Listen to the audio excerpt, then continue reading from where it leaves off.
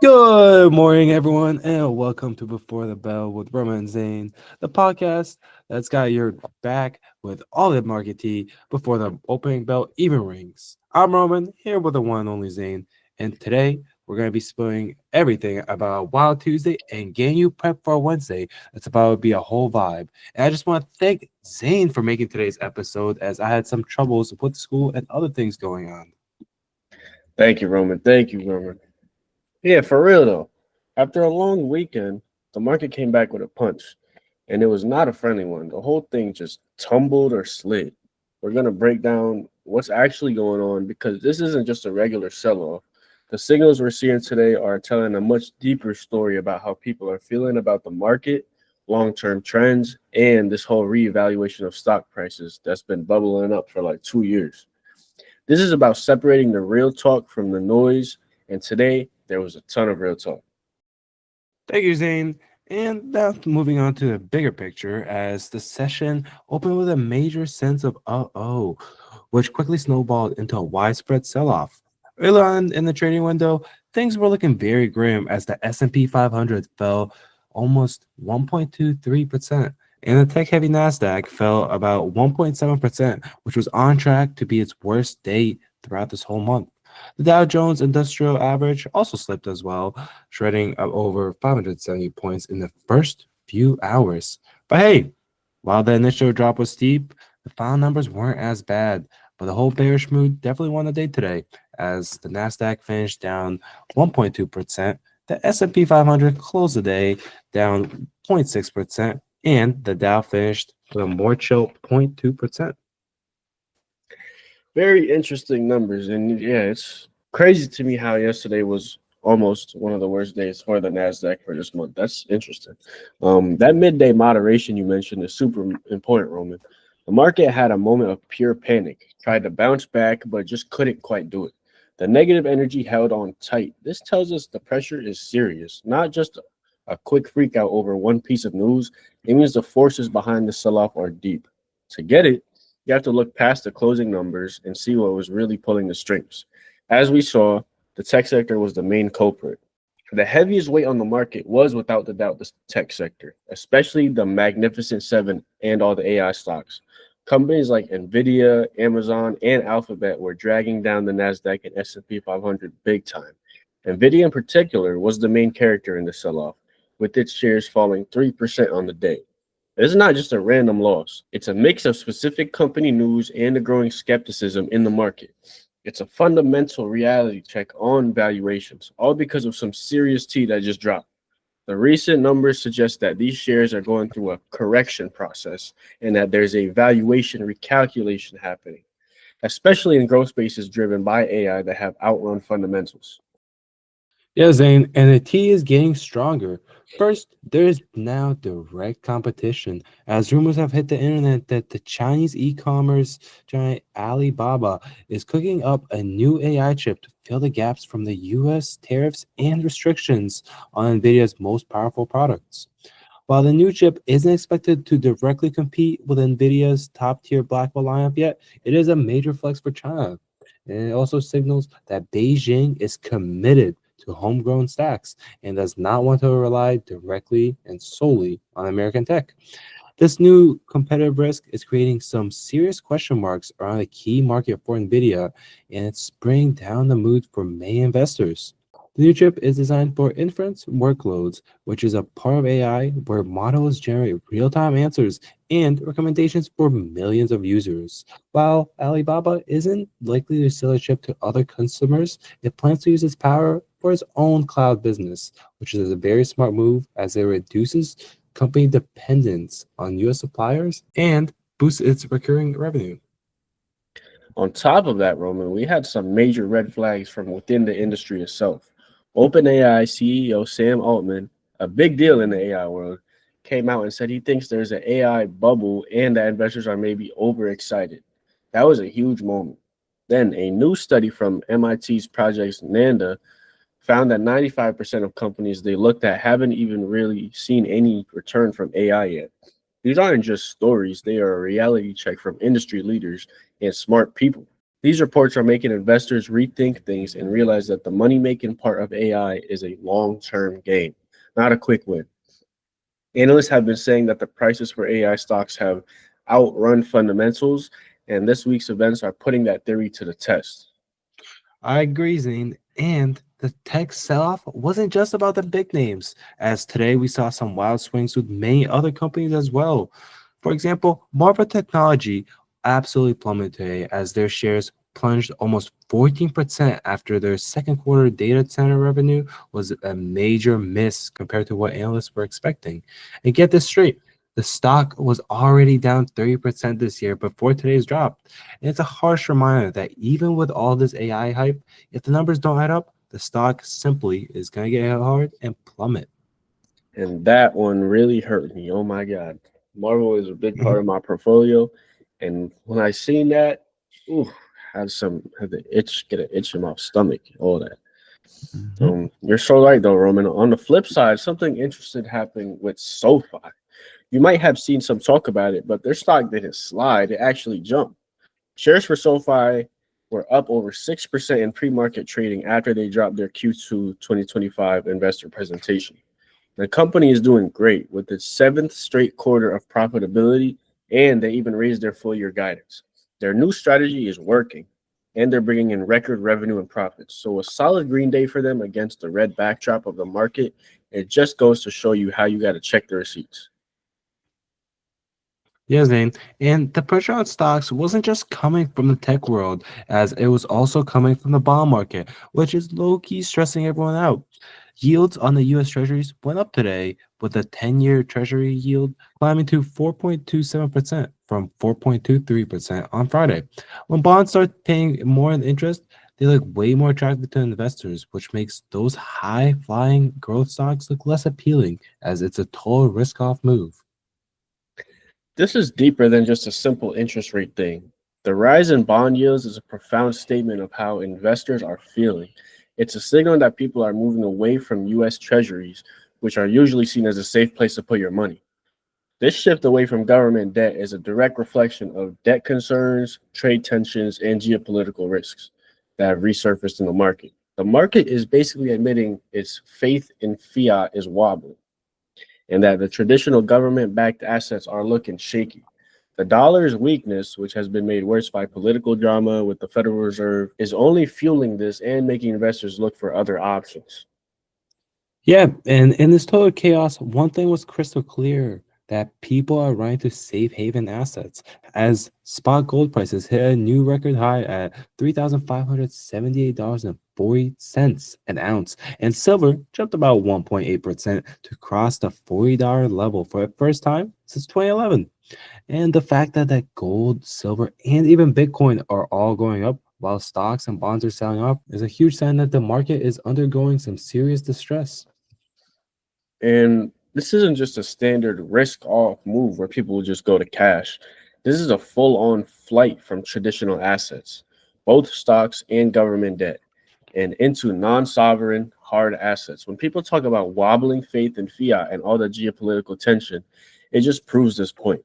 The rise of precious metals signals a deep lack of confidence in the global financial system and highlights the huge uncertainty that's defining this market right now. It's a powerful validation of the risk off move that started the day and never left.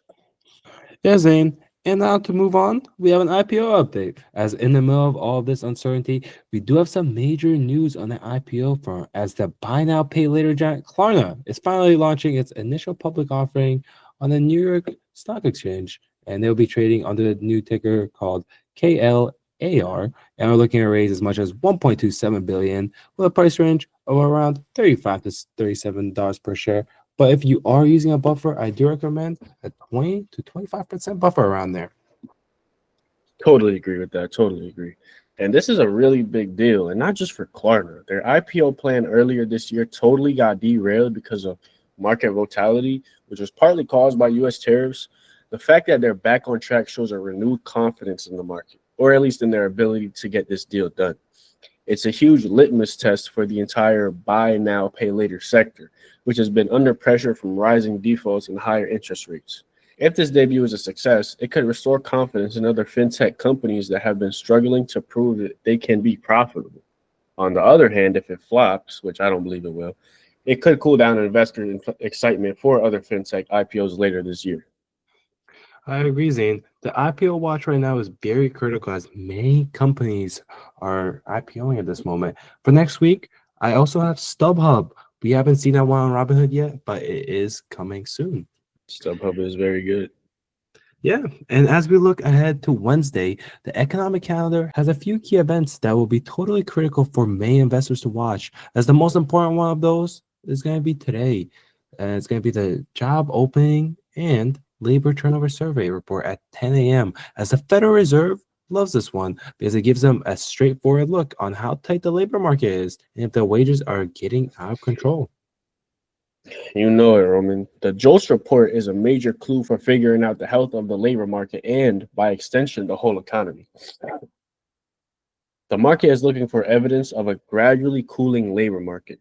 The consensus is for job openings to drop to 7.3 million from 7.437 million last month. If that happens, it would line up with what the Fed wants, a soft landing. But if the number is way higher than expected, it could restart all the inflation worries, raising the possibility of higher interest rates for longer. On the flip side of that, however, a much lower number could raise fresh concerns about an economic slowdown or even a recession. The JOLTS report also tells us about hires, quits, and layoffs, which together reveals the balance between labor demand and supply. For example, a high number of quits suggests workers feel confident about finding new jobs, but falling openings suggest labor demand is weakening. Yeah, Zane. And now to move on, we have some earnings spotlights. So, besides the macro data that we've got, we have a few big earnings reports that could give us some very important insight on how people and companies are spending their hard earned money. First up, we have the fourth quarter fiscal data from the Campbell's company.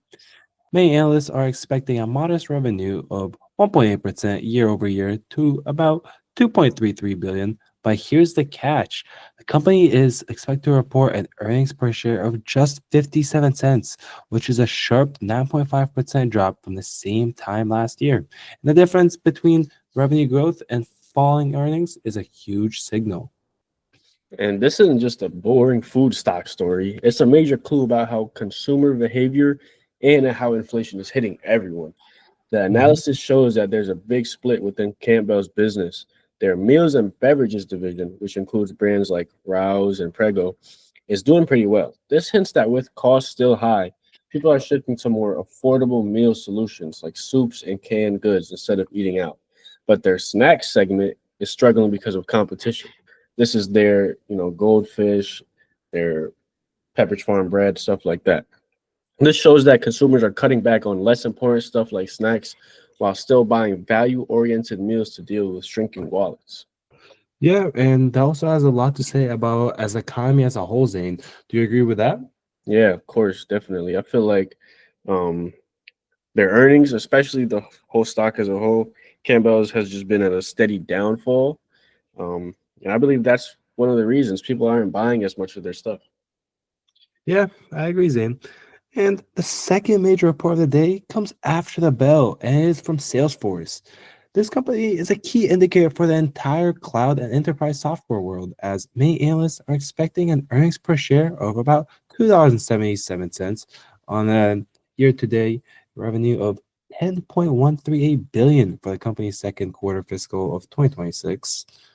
And these numbers are what the market expects, but the real info for investors is in the details, especially the forward looking guidance. Everyone will be scrutinizing the report for any insight into corporate spending on AI and digital transformation. Listeners should pay close attention to what management says about how the new AI stuff is being adopted and bringing in revenue. This is a real world test of the whole AI productivity story. Any changes to the full year revenue and EPS guidance will be the biggest factor for the stock's short term movement. Finally, the remaining performance obligation, which is a key metric for future revenue, will be a crucial data point to signal the underlying health of their business pipeline. Yeah, Zane. And outside of earnings, Wednesday does have a few other notable events, as Digital Bridge is scheduled to have one of the fireside chats at different investor conferences, one at 10:50 a.m. Eastern and another at 2:25. As another event that we're also looking at is Clearwater Analytics is also hosting an investor day today at the New York Stock Exchange. And these aren't just PR events. They give us a peek into the strategic future of these companies, as the things these executives are saying could also be major catalysts for the digital infrastructure and investment management technology sectors, as this is a chance for the market to get a more clear picture of where these industries are headed. Yeah, for sure, Roman. And as we look at the week ahead, it's impossible to ignore the broader themes at play, which are a direct reflection of today's market action. Let's talk about the September effect. Traders and investors have been talking about the September effect for ages. It's this historical pattern where September is like the worst month for US stocks, with a 50-50 chance of a loss and the only month with a negative average return. While it sounds like a weird superstition, its relevance in the current market is pretty deep. This historical pattern might be getting an extra boost from a bunch of current fundamental drivers. Yeah, Zane, and this isn't just a magical thinking. It's growth of seasonal vibes and a market that's already feeling very resilient at this moment. The S&P 500's growth has been all about a few mega caps, and the US stock prices are considered richly overpriced by many analysts, as this plus the data like persistent inflation and the current global trade tensions and the geopolitical risks that are going on right now, that the market is facing real pressures that align with and could totally amplify this historical trend. Another signal that the market is struggling currently is the continued underperformance of small cap stocks. The Russell 2000 has been very stagnant as it's been lagging the way behind its larger cap friends. The difference is large as many of the tech stocks make up about 37% of the large cap Russell 1000, but only about 12% of the small cap Russell 2000, creating a significant structural disadvantage for the small cap space. This lagging performance isn't random, it's a critical signal of some deep structural problems. The analysis suggests that small cap companies are more vulnerable to higher interest rates because they often rely on short term debt and have to roll over their debt at much higher levels. This is crushing their profitability.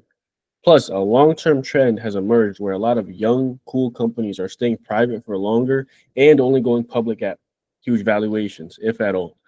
This has made the Mhm. public small cap world older and, on average, less profitable than in the past. This huge split shows a major structural shift that makes a broad based rally super challenging and proves that we are in a market where being smart and selective is very key. And now, finally, we have to talk about the constant pressure coming from the political and geopolitical fronts. A recent U.S. appeals court ruling that declared most of President Trump's global tariffs illegal while pending a Supreme Court review has injected a ton of uncertainty into the market. This legal setback has created concerns about the future of U.S. trade policy and its impact on global supply chains.